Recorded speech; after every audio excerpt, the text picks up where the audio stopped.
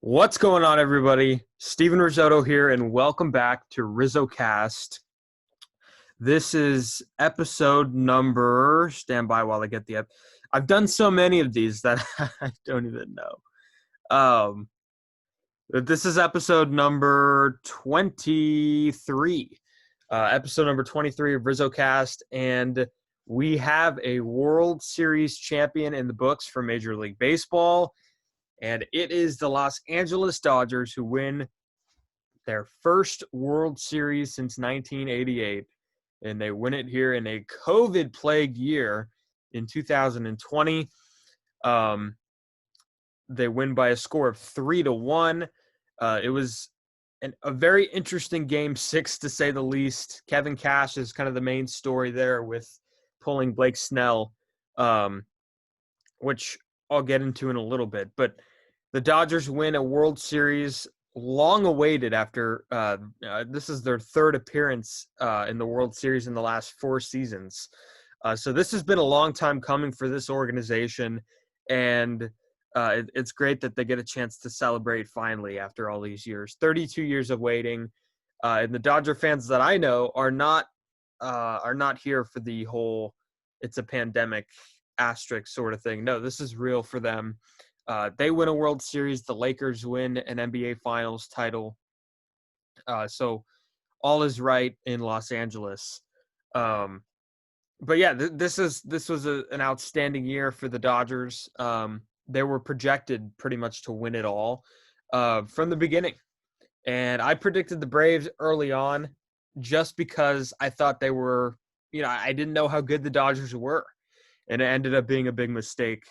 But this was quite a win.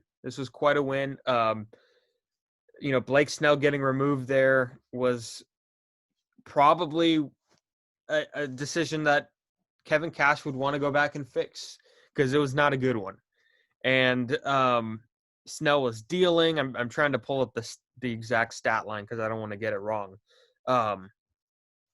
Let's see here. Yeah, but Blake Snell was dealing, and he had only he hadn't given up anything. It was a 1-0 game all the way up until the 6th inning. And, Snell threw 5 1/3, 2 hits, an earned run, 9 strikeouts.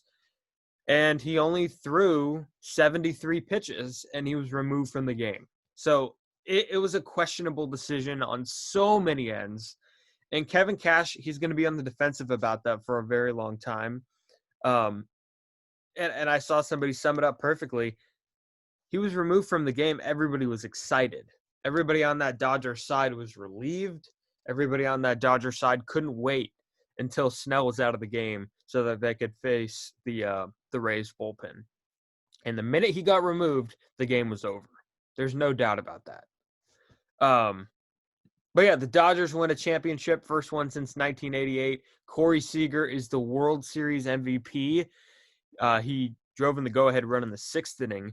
And he became the 8th player to win the League Championship Series MVP and the World Series in the same year. I think the last one was Madison Bumgarner, who did it. Quite an accomplishment for him. Quite an accomplishment for Dave Roberts, who has been second-guessed so many times in his postseason career. And he finally gets a championship. So kudos to Dave Roberts for taking this team to the end. He did a fantastic job. And also Clayton Kershaw. Clayton Kershaw of the Dodgers did a fantastic job as well.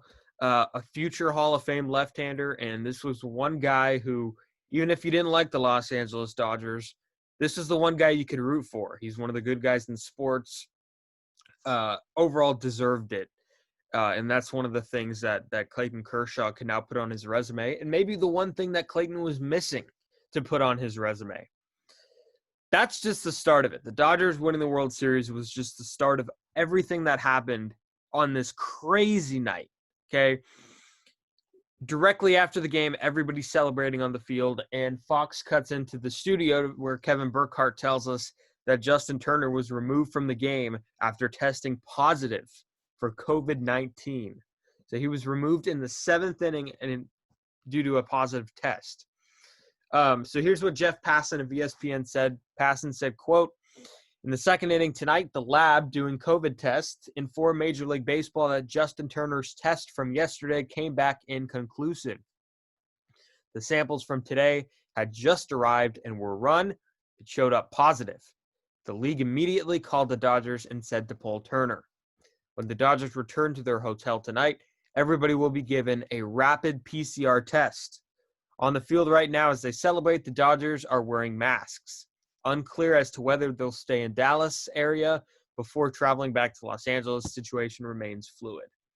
And then this is Ken Rosenthal of Fox in The Athletic. He says this, quote, "One correction to what I said on FS1 about Turner timeline. First result on the test from yesterday came back in the second inning, not in the afternoon. His test from earlier today was then expedited, and when it came back positive, he was removed from the game." Okay, that's a lot to take in, I know. Justin Turner test positive, and this is not a false positive. This is a legitimate positive test that we're dealing with here. And he got to play baseball with it. And if this was a normal season, or if this was a normal game in the regular season, that game would have been shut down when Turner was called in. I mean, that's there's no doubt about that. Turner would have been pulled out of the game, and the game would have been canceled. That's the bottom line of all this. But it wasn't, and it ended up not hurting the Dodgers, him getting pulled. However, you have to wonder how Major League Baseball is going to answer these questions, because they're going to be pressed big time on this whole Turner situation and what they knew going in. Now, here's the deal. Here's the deal when it comes to craziness. Turner, after the game, was not initially a part of the celebration. But then he went out after and took the team picture and then celebrated with hugs, kisses. He was out there. And if all goes basically what science tells us it's going to go, this thing's going to super spread around the Dodgers organization, maybe even the Rays organization. Rose Garden style. I mean, this is going to spread. And this is what Major League Baseball and Henry Schulman of the San Francisco Chronicle put this perfectly, and I'm going to find his tweet right now. He said, "Either way, this is a strain on the game. Tonight's baseball celebrated its ability to get through a shorter season and crowned a champion by following protocols that were blatantly ignored tonight. And Turner coming back to the field when asked not to equals spitting in the game's face." I cannot agree more with Henry. It's spitting on the game's face. Justin Turner was told not to come out on the field and celebrate. I understand the other argument. I understand. I cannot imagine how it must have felt for him to be in the clubhouse not celebrating. I understand it. However, you're putting the lives of people at risk on a baseball field. So that was uncalled for him to go out there, for the Dodgers to press for him to be out there. Uncalled for. And I cannot wait to see what's going to happen in the coming days.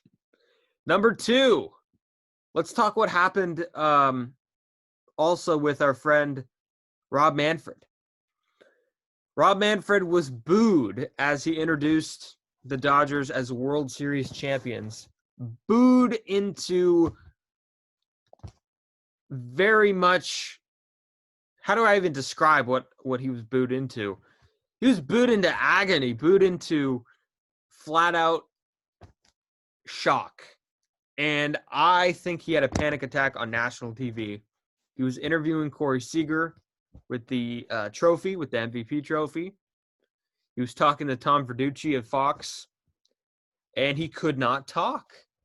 He was slurring his speech. Something was up with Rob Manfred, and I hope he got some kind of medical attention after the game, because that was not a good look. Either he was panicked, but he got embarrassed on live TV. That's what happened. All right. That's my takeaways. I cannot wait for the offseason with RizzoCast. It's going to be exciting. We're going to have more guests on. Stay tuned. We're going to expand even beyond baseball as we head into the election season and we head into more stuff to come. So I cannot wait. Can't wait for more guests. If you have anybody in mind, definitely recommend it to me, and I will take a good, nice look. Thank you guys for listening. Thank you guys for following, of course, all the time. I appreciate it. We just purchased an ad in the Crusader newspaper for our Crusader News. Go ahead and follow them on Twitter at @R_Crusader News and on Instagram at @R_Crusader News. Thank you guys for listening and have a fantastic rest of your day.